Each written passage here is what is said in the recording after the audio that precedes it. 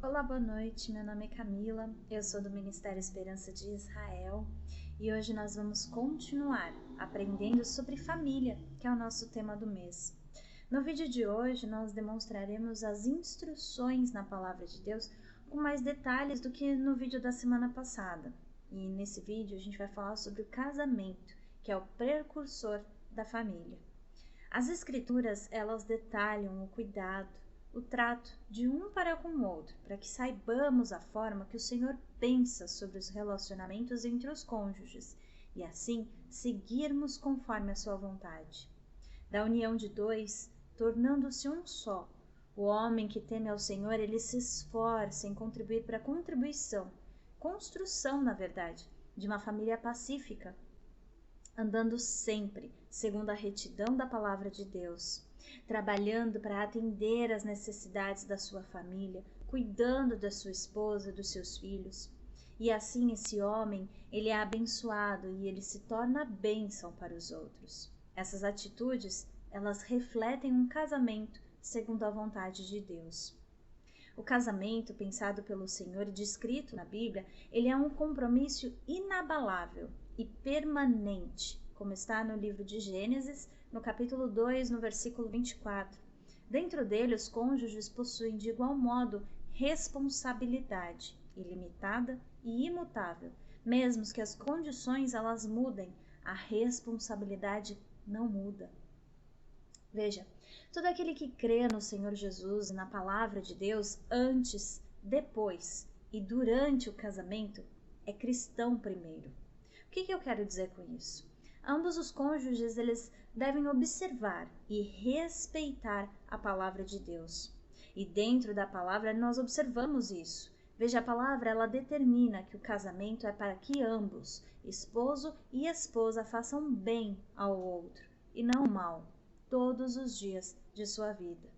Isso está escrito em Provérbios, no capítulo 31, versículos do 10 ao 12, que diz assim: Mulher virtuosa, quem a achará? O seu valor muito excede o de rubis. O coração do seu marido está nela confiado. Assim, ele não necessitará de despojo. Ela só lhe faz bem e não mal todos os dias da sua vida.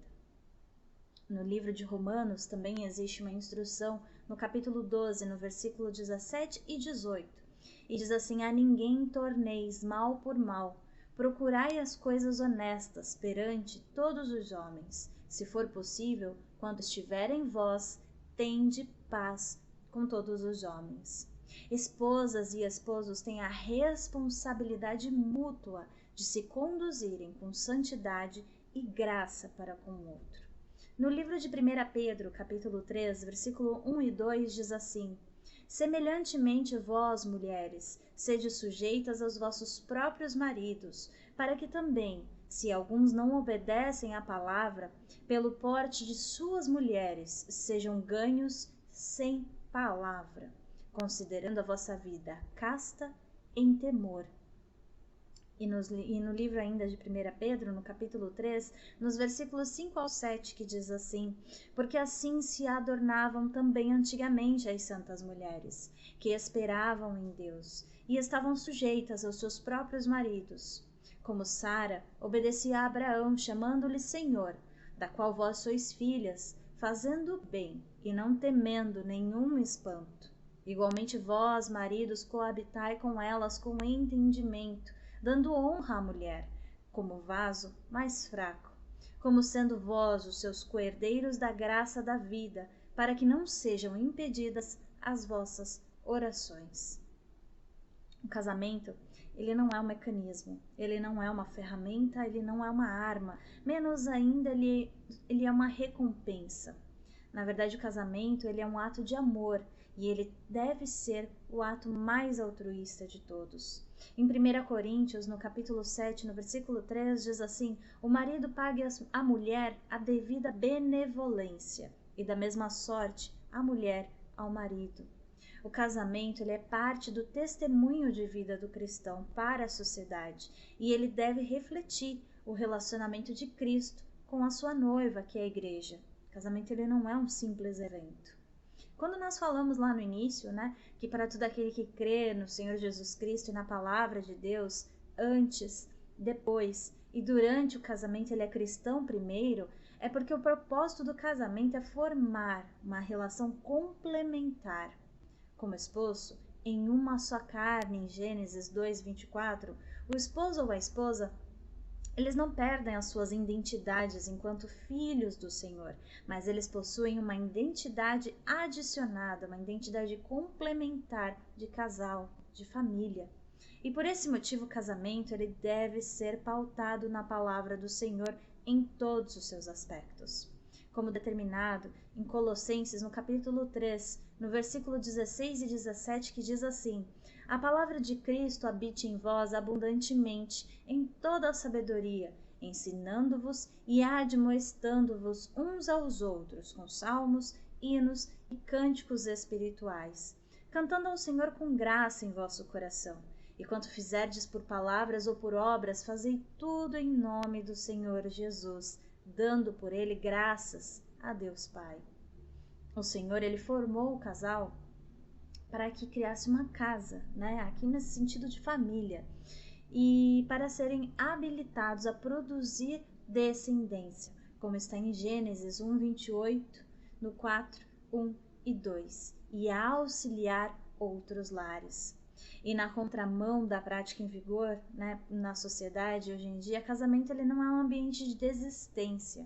O divórcio ele não é um propósito de Deus. E ele não pode ser, como de fato não é, a única solução para os problemas no casamento. Em Malaquias capítulo 2, versículo 16 diz assim: porque o Senhor, o Deus de Israel, diz que odeia o repúdio e aquele que encobre a violência com a sua roupa, diz o Senhor dos Exércitos.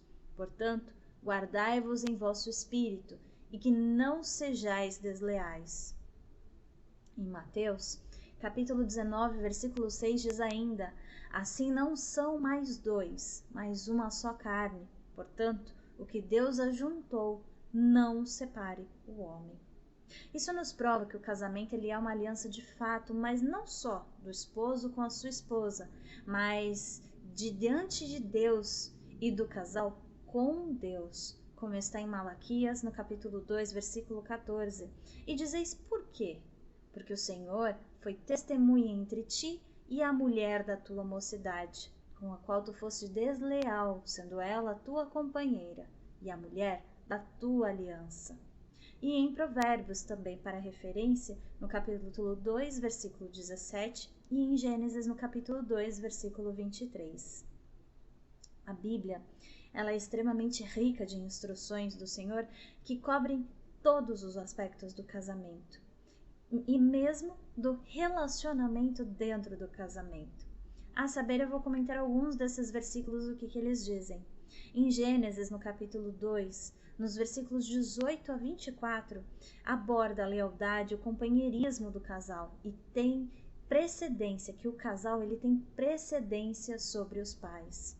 Em 1 Pedro 3,15, fala quando o Senhor Jesus é o Senhor do seu coração, ele será também Senhor do seu casamento, da sua casa, do seu relacionamento com o seu esposo. Em Marcos, no capítulo 10, versículos 42 a 45, dá um alerta, né? E sinaliza para que valorizemos o nosso cônjuge mais do que a nós mesmos e que uns sirvam ao outro, porque isso magnifica o amor. Em Tiago, capítulo 1, versículos 19 a 20, nos ensina a ser um bom ouvinte, seja um bom ouvinte. Em Efésios, no capítulo 5, versículos 22 a 29, e também o versículo 33, fala sobre o compromisso, sobre o respeito e sobre o serviço mútuo. Ainda em Efésios, no capítulo 5, nos versículos 25 a 27, fala sobre amar e honrar os cônjuges mutuamente, como Cristo amou e honrou a igreja. Em 1 Pedro, capítulo 3, versículo 7, nos alerta para não darmos ocasião à amargura, antes reforçar o nosso amor. Em Colossenses, no capítulo 3, versículo 12 a 15, fala para manifestarmos as qualidades do coração de Cristo, compaixão, bondade, humildade, mansidão, longanimidade, tolerância, perdão, amor e paz. Ainda no livro de Colossenses e ainda no capítulo 3, mas nos versículos 18 e 19 fala para valorizarmos uma vez mais o casamento. Em Mateus, no capítulo 7, no versículos 24 a 27, fala sobre construirmos o casamento, a família, sobre o alicerce correto. Em Mateus, no capítulo 5, nos versículos 43 a 48, fala para cultivarmos a nossa gratidão e evitar o amor condicional, o amor condicionado. Em Mateus, ainda no capítulo 6, nos versículos 19 a 34, nos alerta para evitarmos o materialismo. Em Mateus, no capítulo 7, nos versículos de 1 a 5, nos alerta também para evitarmos as críticas desnecessárias, desmotivadoras.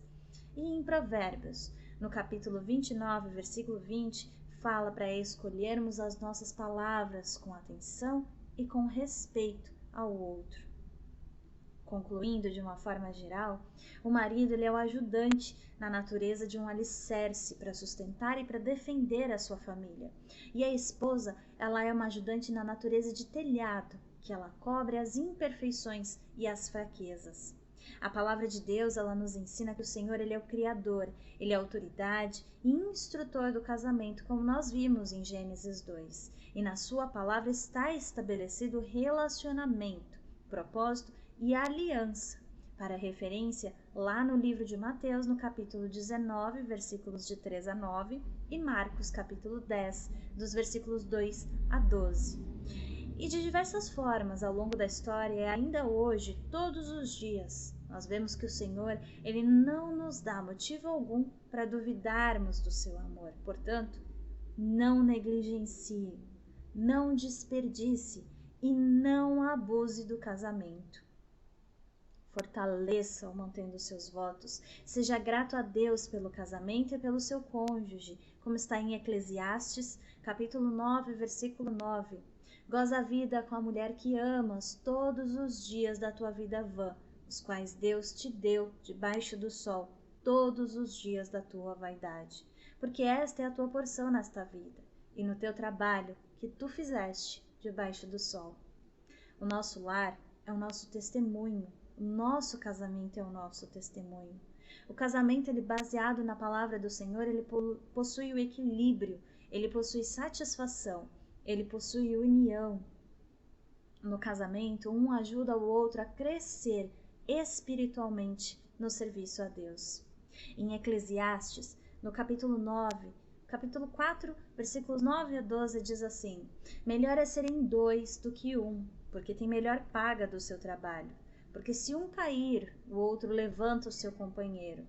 Mas ai do que estiver só, pois caindo, não haverá outro que o levante.